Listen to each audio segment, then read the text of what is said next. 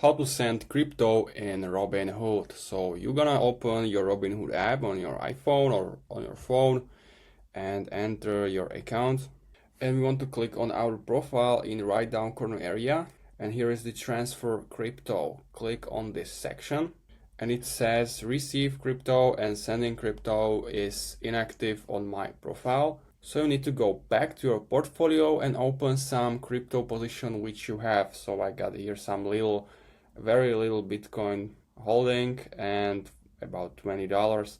So you can go down, here is your return, and click on send if you want to send a crypto. Now you have to activate crypto transferred, so click on get started. Now I cannot share this info because I'm screen recording and it knows that. So here you can set it up and send crypto using this feature. Once it's active, you can go back and here click on transfer crypto and it will be active here and you can send it. So that's basically it. If you have any questions, leave a comment and see you next time.